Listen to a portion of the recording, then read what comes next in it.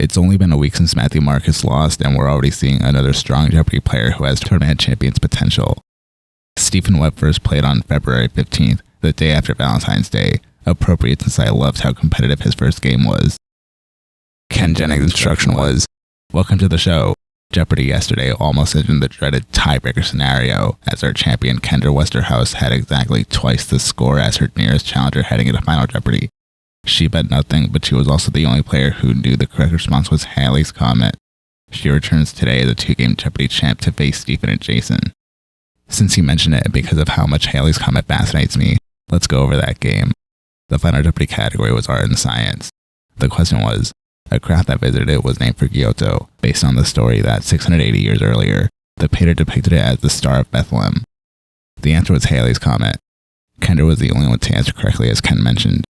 Ken also noted that she bet nothing. Overall, the wagering wasn't that strategic for any of the players. Lauren risked $5,000, taking her final score to 0, and Blaine risked $8,700, taking his final score down to 100. In what is known as a lock-tie game, Blaine should have risked everything to potentially defeat Kendra by $1, or tie her score if she bet nothing, further giving him a chance to win a tiebreaker game. Meanwhile, Lauren should have risked anywhere between 0 and $4,099 to guarantee second place if Blaine risked everything and answered wrong.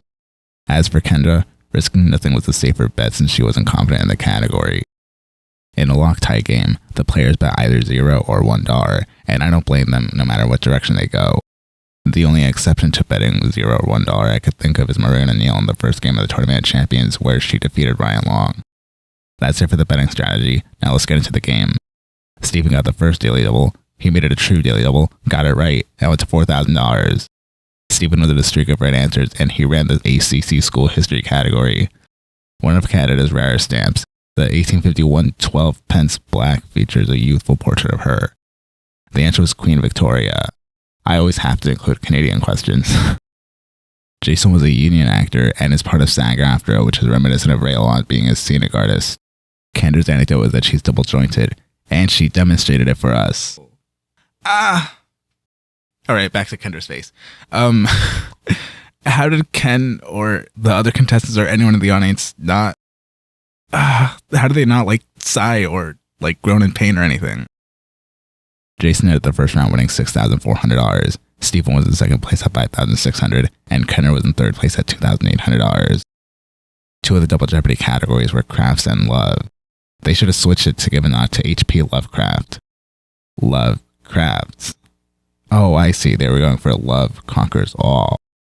With the help of crusaders who had stopped in Porto, in 1147, Alfonso I took this city, later a capital, from the Moors. Jason buzzed and answered, "What is Algiers?" Then when no one else buzzed in, the answer was revealed to be Lisbon. In 1827, the ruler of this North African capital hit a French diplomat with a fly whisk, a pretext for the French to conquer the city. After Jason answered, "What is Algiers?" Ken told him, "Now Algiers is a little better guess." Jason got the first daily double in Double Jeopardy, risked $4,000, got it right, and went to $14,800. He got both daily doubles. Stephen got the second daily double in Double Jeopardy, risked $7,000, which is a large wager, especially for a contestant's first game. Got it right, and went to $21,400. Large wagers have certainly been a theme among a player's first game. In the past month alone, Jake Diaruda bet $10,000 on a daily double, defeating 6-day champion Troy Meyer, and Matthew Marcus bet $8,000 on a daily double in his first game. Even Dan Wool defeated Matthew Marcus in a similar manner as to how Matthew won by wagering all $10,000 on a true daily double. Unfortunately, Jake won't be in the Tournament of Champions, though it still raises the question, seeing the large wagers, will this upcoming Tournament of Champions be as exciting and anticipating as last year's? I'd sound a lot more excited if I wasn't so sick. Nobody answered the last question in Double Jeopardy. Jason was in second place at $19,200. Kendra was in third place at $10,800, and Stephen was in the lead at $25,800. The Final Jeopardy category was the U.S. military. The question was, losses over Asia in the 1960s led to the establishment of the program known as this at a San Diego naval base in 1969. The answer was Top Gun Flight School, which got a lot more famous around 1986, as Ken explained. It also further got more famous last spring, and I still got this wrong. I just thought Top Gun was the film. And I watched it too. Well, I haven't watched it since 2020, so I guess that didn't help too much. Kendra and Stephen answered correctly. Stephen wagered $12,601, taking his final score to $38,401, the highest single game total, and the highest score from a contestant's first game since Matthew Marcus won $42,200. I'm continuing to love this season.